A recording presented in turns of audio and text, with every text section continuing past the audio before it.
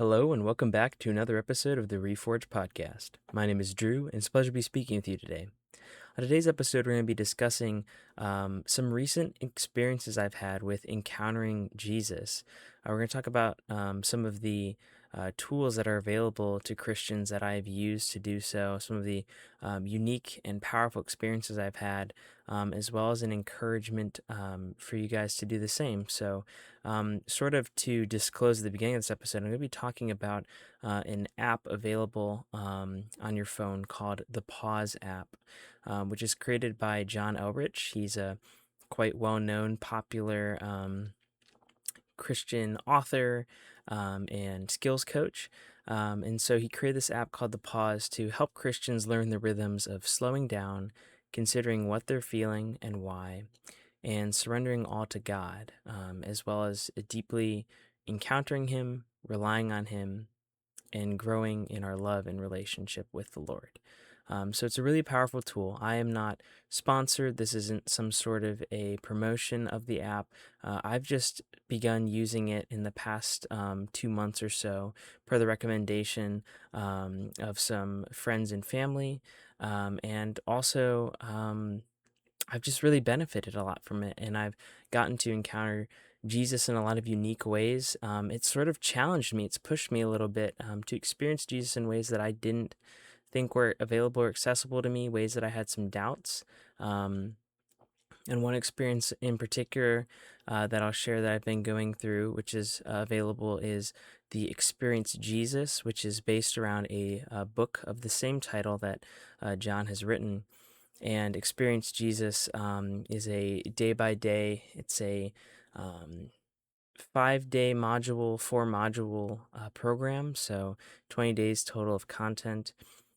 Each week sort of talks through a different subject, and each day you grow a little more and get a little bit more comfortable with coming to Christ in this way.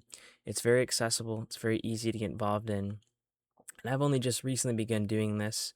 I know that my girlfriend Malin, who's been on the show before, has gone through this. It has been deeply impactful and beneficial to her.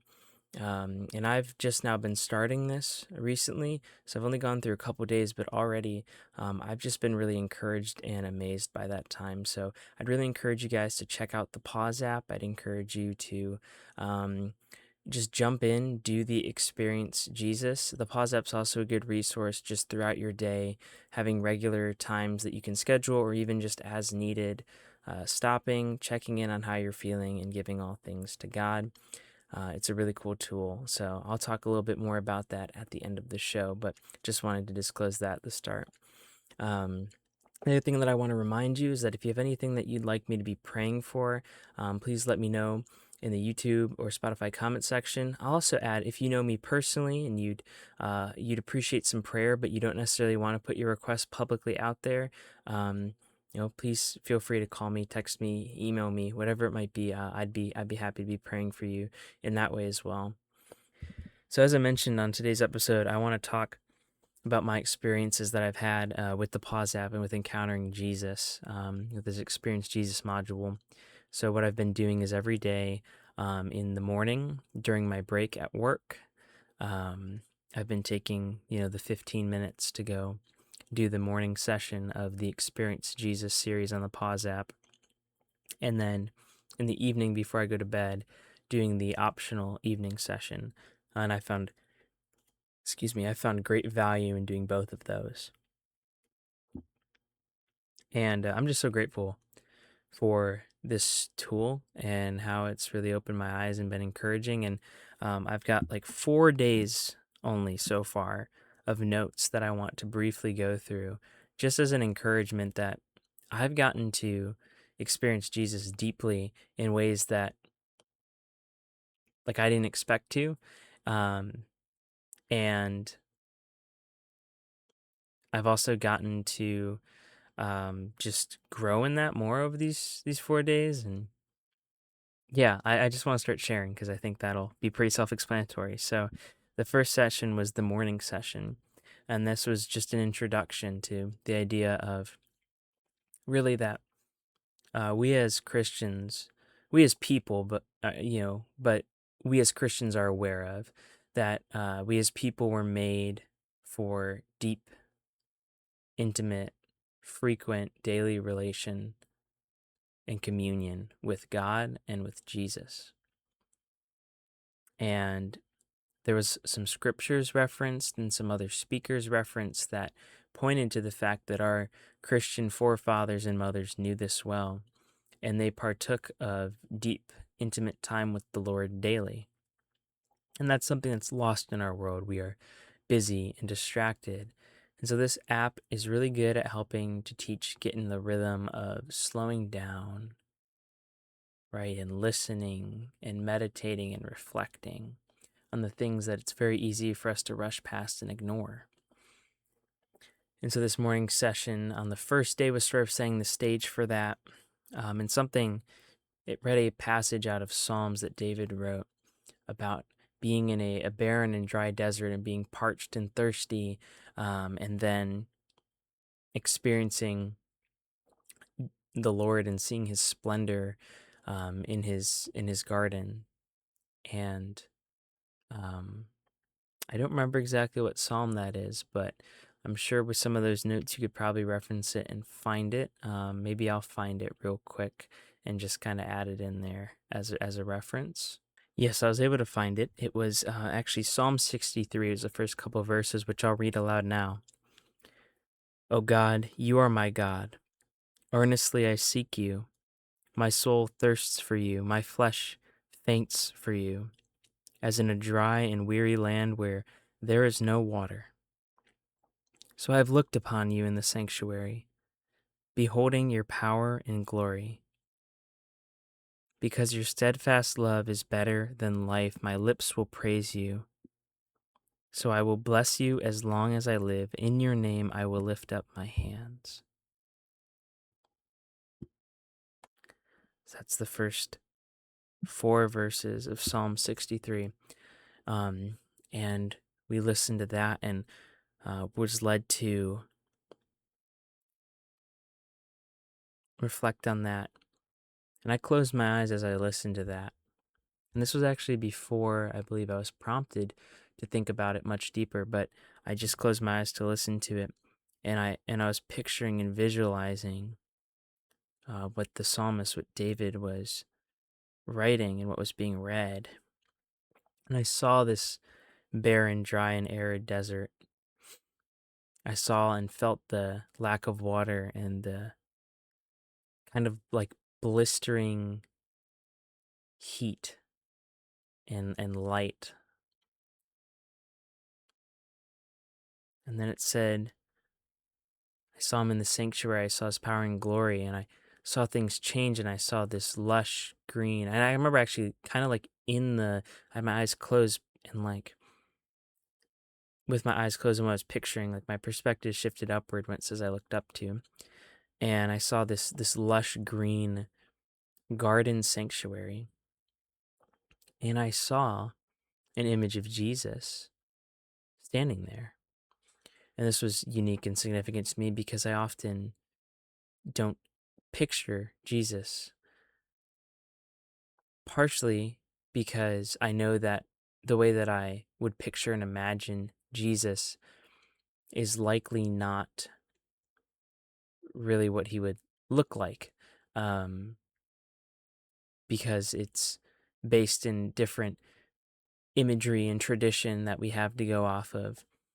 And so part of it is I know that it's more so an experiential thing than a concrete thing. But the other aspect of that then is that I've been just sort of apprehensive sometimes to try to experience the more,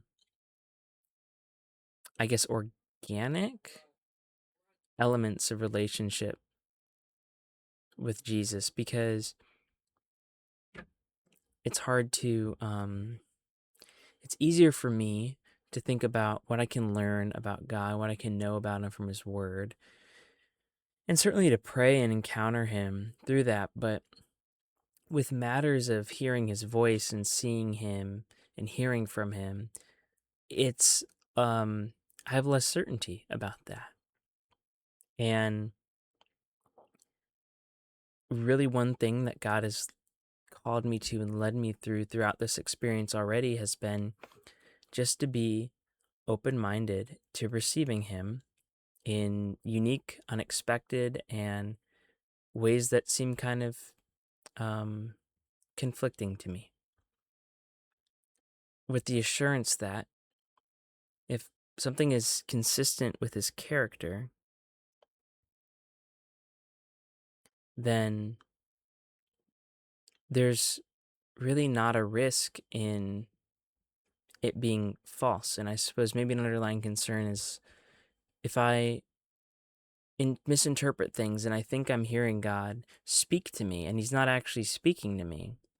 Well, if what I'm hearing spoken to myself is something true that God would say, then there's still value to it. And there's some mystery in knowing if that was directly from God or not, if that was based on like my own thoughts. But if it were, that means that I'm spending a lot of time in prayer and his word that, my own thoughts are going to sound like him. That's still pretty significant and definitely provisional from him. So I guess my point is I've been sort of skeptical, and this study has helped me to put aside my skepticism, not in a dangerous and arrogant way, but in a way that opens me to really deeply receiving God and Jesus in ways I didn't expect. And so I saw Jesus, and I actually heard him say this to me, and I don't remember exactly what he said, but it was something along the lines of, do you think that you can experience me this same way? And that's in regards to there was a passage in John that talked about how, like, the early church fathers got to experience and see and confirm Christ was who he said he was. And they've experienced Jesus deeply, and they write these things and preach the gospel so that we too can experience Christ deeply as they did. And I realized that, huh, like I've kind of excluded myself from that. I've thought, well, I don't get to see the risen Jesus in the same way these apostles did. I didn't start in an early church, so I didn't get to, see and build up all this tradition and all these accounts. We don't have in the U.S. at least, we don't experience the same kinds of miracles of faith, like speaking in tongues and performing healings and exorcising of demons. Everything's much more subtle here. I think there's parts of the world where there's young and growing churches like in Asia and Africa that do experience a lot of those really cool things, but you know, that hasn't been my experience here.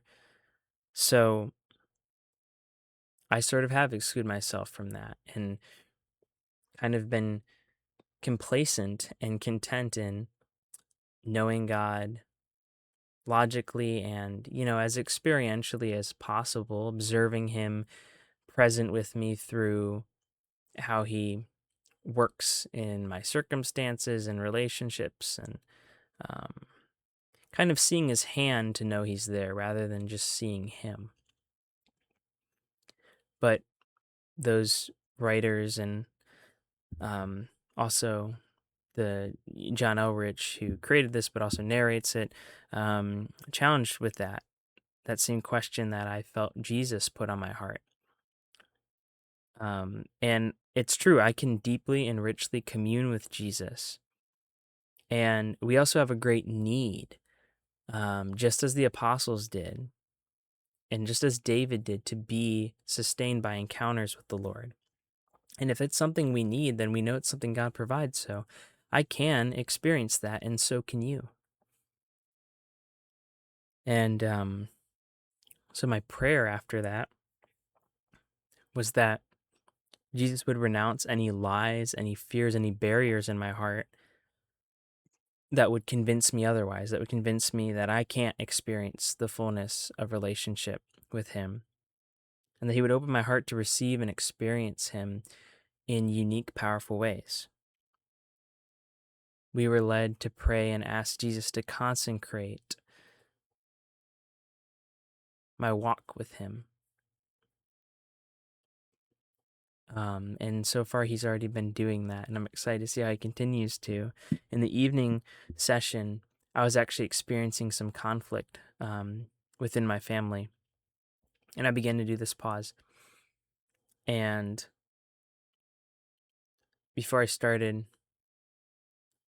I was feeling this tension and conflict, but I said I need to, spend this time with God. And it's true that I didn't need to start that because my heart wasn't in a good place to reconcile. But I prayed about that and I began my pause. And when it was leading us to clear our minds and meditate, I just couldn't shake the conflict. And Jesus was actually working through that because then he brought to mind in scripture. And again, I don't remember the exact verse, but um, essentially, like before we come to God to reconcile all conflicts with our brothers, before we commune with God.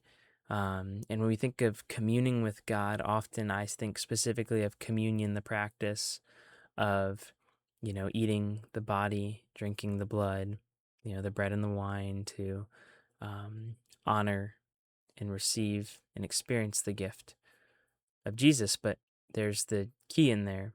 That is a way of tasting to experience Jesus. But communion goes past that. Communion doesn't just refer to the tradition, the sacrament of communion. It refers to any deep encounter with Jesus. And so I felt led, I need to reconcile this before I come to Jesus. And so I went and I did, and it was great. And there was great healing and reconciliation, and it was wonderful. I was very grateful. Um, and I felt that heaviness lift from me. And I felt him equip me to slow down and to lead in my relationships with my family with respect and with valuing them, as opposed to being busy and hurried and distracted. And so that was a tangible way that he's already working to transform my heart through deeper relationship with him. And that's amazing. On the second day, something that we reflected on was that there are opposing forces in this world to us communing with Christ. Um, There are things that distract us, that conflict us, that idolize us. One thing that is constantly brought up is how this age of the internet that we live in has really messed with our sense of patience and reward, because we seek instant information, instant answers, instant gratification. We miss the journey, the mystery, the process. And there's a gift in not knowing. There's a gift in not knowing and relying on God in the not knowing. And there are barriers that I have in my life, again, of like fear and distraction, idolization of other things above God, that would keep me from taking the patient time to continually commune with Him. And so through this, I'm learning to surrender to Jesus those barriers, those hindrances that are negative things. But I'm also learning to surrender the good things that God has blessed me with, my loved ones and my relationships with them. So my relationship with my friends, my family, with Malin, with my church, and also the blessings that He's given me of work and of hobbies. And sometimes too, I have longings for things. I have longings to be with people. I have longings for moments in my life in my future. Um, I have longings for certain things to change. And if I bring all of that to Christ, then I will be honored by Him. I will be met by Him in that longing, because He will again come to meet deeply with me. I missed the evening session that day, so on day 3, I continued with the next morning session, which talked about having a childlike faith. Talked about, again, those ideas I just mentioned, the world being trained in this instant gratification, the lack of patience that we have. It seems burdensome to be patient. It seems like we're missing something. Um, and the world has trained us also in critical skepticism, which this kind of hit close to home for me, because that critical skepticism can steal joy, trust, belief, and faith. The kind of skepticism that doesn't just have questions and doubts, but that excludes and removes oneself from implications that are uncertain.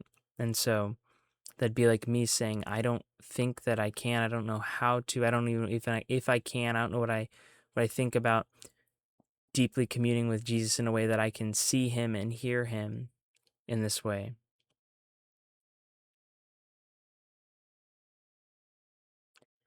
If I am skeptical and so then I let that keep me from it, then I'm removing myself from this blessing, this joy. I'm not trusting in believing in having faith. And I find myself often being weary because I feel like there's so much that I know and there's so much that I don't know. But Jesus is meeting me in a simple way. He's meeting me in the simplicity of being patient, patiently believing. He's redeeming in me a sense of wonder, anticipation for the things that I don't know. One example John brought up is that if you tell a child, hey, we're going to go to the beach tomorrow, that child does not say, there's many factors. Until I'm at the beach tomorrow, I can't believe you or trust you. I can't know that. What if the weather's bad? The child is then excited and has joy in the anticipation. Like the day becomes tomorrow we're going to the beach, and the day's exciting because tomorrow you're going to the beach, and then tomorrow is exciting because you do go to the beach. So Jesus blesses us with anticipation, and he blesses us with our circumstances, our present. And so this kind of continued into the evening session, where I recognize that I often have a rushed and a busy spirit, and I'm looking to leave where I'm at to go to the next thing. So, I wake up in the morning and I'm in this rush because I'm like, I need to get to work. And then I'm at work, I'm like, okay, I'm waiting for the day to be over because when the day's over, I'm going to the gym. I'm like, now when my workout's over, I get to go home and eat food and spend time with family for a little bit. And then maybe I have a rehearsal or a Bible study or something I'm doing with friends. And I'm always like mindful and trying to make sure that I tie up my loose ends and finish what I'm doing so that I can go to the next thing. But sometimes that distracts me from being present, actually enjoying where I'm at. The next thing is my focus, but the next thing isn't my focus in the sense that the specific thing that is next is my focus. The very idea of a next thing becomes the focus. It's not, I'm excited to go hang out with my friends. And then when I'm with my friends, I'm like, this is awesome and I'm enjoying this. It's like after I'm hanging out, it's like, okay, like I need to go home and get to bed because I have a busy day tomorrow. So I'm thinking about that. It's like, sometimes that happens and that's robbing me of, fully experiencing what God's provided in that moment. I also know that I have a nostalgic spirit. I'll often reminisce and miss simpler days of being younger and growing up. And so what I've noticed, and when I say notice, I should say what Jesus made me aware of in this time with him was that the enemy distracts me from the present with a disproportionate focus on the past and the future, which robs me of the joy of where God has me and what I'm currently experiencing, which will in fact one day be the past, or at some point was eventually the future. I don't know if that really made sense, but meaning like the future becomes the present becomes the past, that idea. The enemy can then also rob me of the joy that comes from reminiscing and the excitement that comes from anticipating the future. And I prayed this and am continuing to pray. I need Jesus to restore the balance in my heart of what was, is, and is to come. I need to be healed of my hurried longings and wistful remembrances, and be granted with a patient anticipation and a grateful memory, to be filled with the fullness of joy that sustains in the present moment I'm gifted with as well. So that was one powerful thing. And another powerful thing that evening was it asked us to meditate on this, like a specific way that we've encountered Jesus before in our own life, and to focus on that as a fixation point for loving Jesus, having gratitude to him, enjoying being with him, and being in awe of him. And my particular moment of awe um, was that there were some struggles that I had in my life with just sexual immorality in different ways, and looking at things that I shouldn't. And Jesus brought like full cleansing and healing from that in my life. And I actually got to see, as I prayed, this pure white space where Jesus was.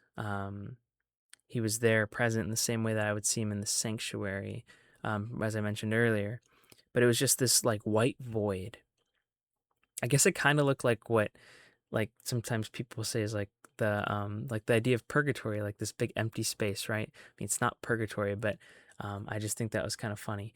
But something that comes to mind for me is there's this thing that people would do in Minecraft where they'd make these infinity rooms where in certain versions you could put a bunch of glowstone and put item frames on top, and put white maps in the item frames. So you would just have this all perfectly bright white space, and you couldn't tell where you are. You had no frame of reference because there's no shadows. It was really cool. This is exactly what that looked like, actually. A little less blocky, maybe, but um, and that was a place that he'd cleansed me of all of those sins and struggles. Um, and I felt him tell me that he had made that space clean, and he will continue to keep it clean. Any mess that's brought into it will be destroyed and will be purified, that place will be kept safe and sanctified. And that's consistent with promises that I felt him give me, and that I've taken hold of and that have led me in my life. And so I was just so in awe of like, this is, one of several now, like vivid visual experiences that I've had just by closing my eyes and meditating with guidance from this app. And so it's just been amazing. And then today, this morning, day 4, which is what I'll close, and this is all that I have so far to go off of, I was invited to consider Christian mysticism. And that sounds probably really like red flag, like, whoa, mysticism? That sounds a little like some bad juju magumbo out here. And that's it. John said this as he was narrating. He's like, mysticism has some connotations. You might have a weird feeling about that. I'm like, well, yeah, John, I do. That's a really weird word. I think of like crazy lady in the woods with, random alligator bones around her neck, casting spells and stuff. But really, really what it is, it was a term that was originally used early in Christian tradition.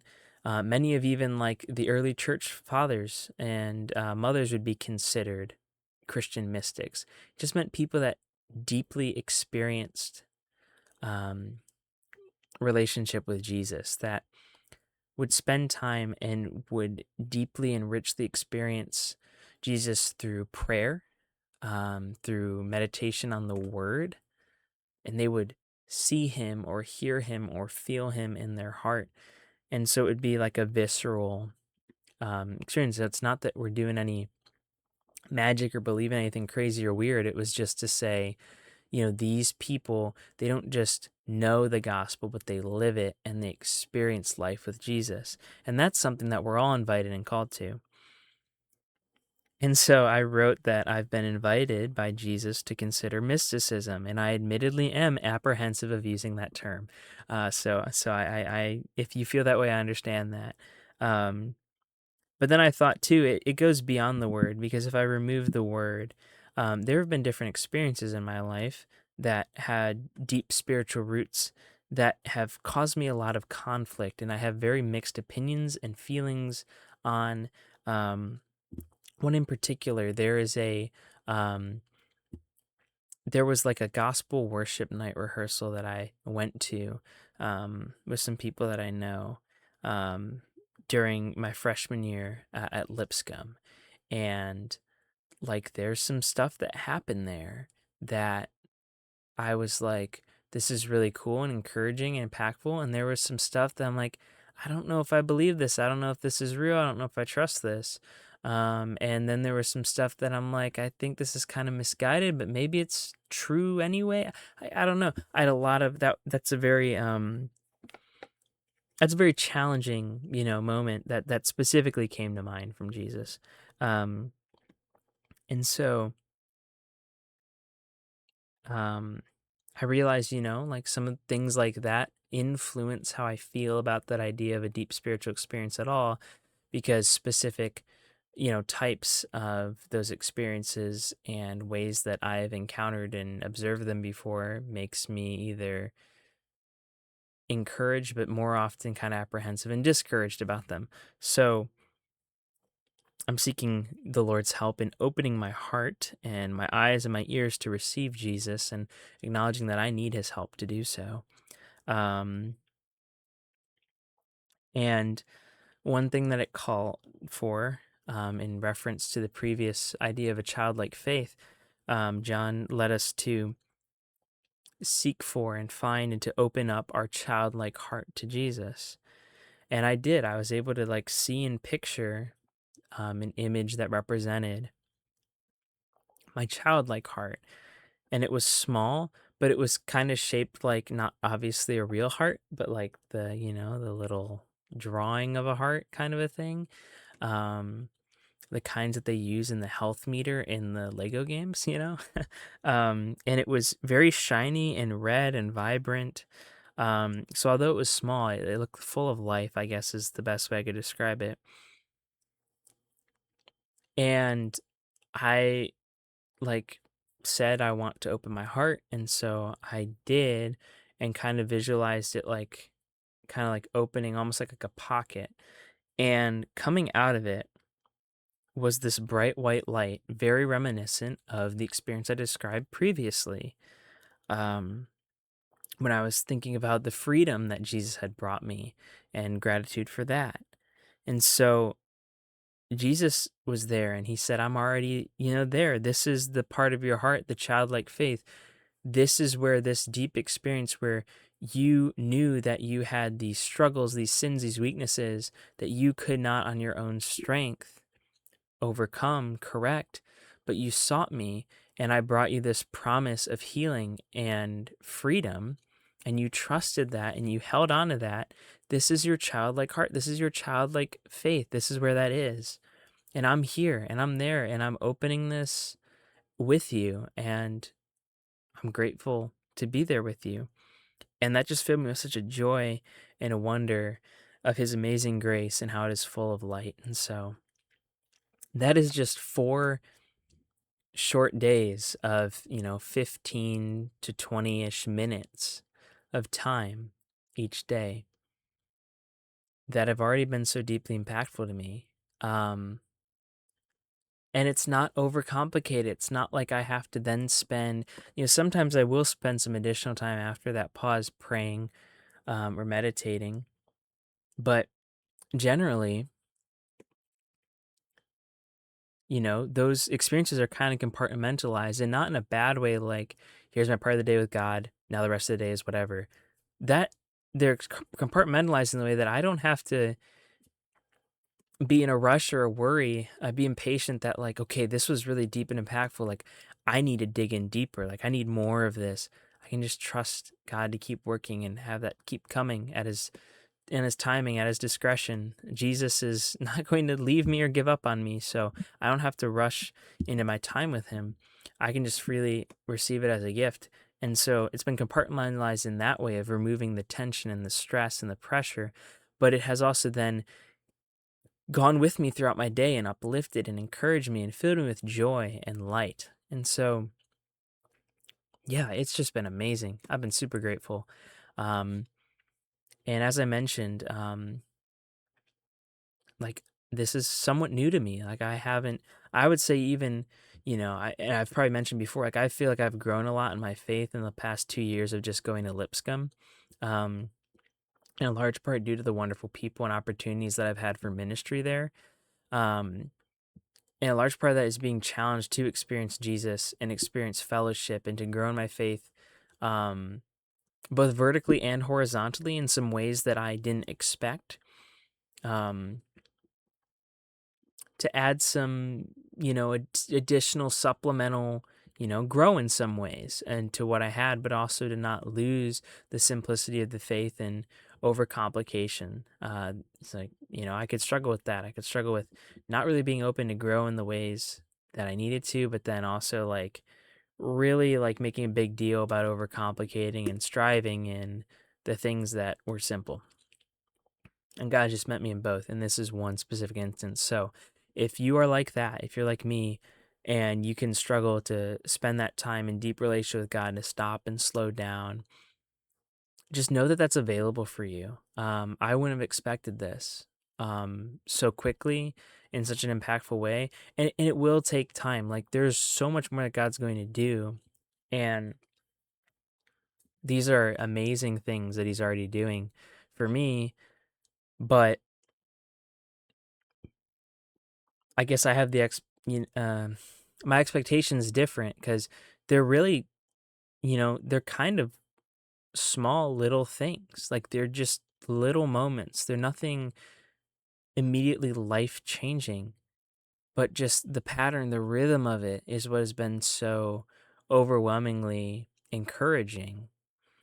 And so just the patience and the time, like all those things I talked about, like you're going to experience in unique different ways. And I just want you guys to be open to that. And I would really strongly recommend that you check out that Pause app, um, available, on iPhone, Android, both of them. Um, it's a wonderful tool. It's a wonderful resource. There's a lot of good content there for if you want to just have a regular moment throughout your day. You can schedule a reminder, and you can go through a pause. You can go through like a 1 minute, a 3 minute, a 5 minute, I think a 10 minute. And then they have some like specific pauses too. Like some are more general to think about what you're feeling and then pause, slow down, let that up to God, ask Him for healing, ask Him for union, ask Him for presence and provision. And some of them are focused on things like healing and gratitude and sanctification. And they have the series. As I mentioned, I'm doing the Experiencing Jesus, which has been wonderful. There's also one called 30 Days to Resilient, which I don't really know anything about, so I won't say anything on that one. But I'm sure it's great, so check it out. But I don't have any personal experience on that one. Um, but yeah, you can do that regularly, or even just like at a random point throughout your day. If you're like, man, I'm distracted, I'm overwhelmed, I need God, like just do another one. Just like stop and open the app and pause for as much time as you have, like just a couple minutes, and it's a really good grounding tool and resource to initiate deep connection with God. So they employ unique things like different sounds, with music and, pictures of nature, breathing and, surrender and, verbal confessions, and as well as, written scriptures that are read. And, it's a very, I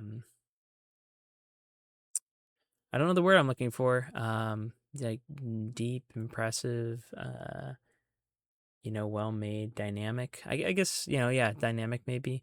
It's a very, very deep and dynamic tool. So I'd really recommend that you guys check that out. But thank you guys for listening to me talk. And I hope that sharing my heart and my experiences, which I'm really passionate about how just amazed I am at God's work. I hope that that is an encouragement to you, and maybe God will use this to encourage you and lead you into this, reflection of your own. But with all that being said, thank you so much for watching. Thank you so much for listening. If you have any friends or family that you think would benefit from hearing this, please let me know in the comment section down below. Um, I don't know why I said that. I actually don't need you to do that.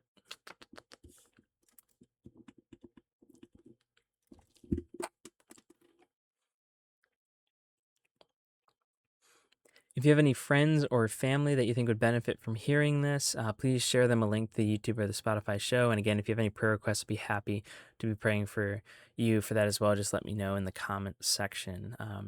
With that being said, I hope that you all have a wonderful week. I hope that you all had a wonderful 4th of July weekend last week as well. Happy 250th to America.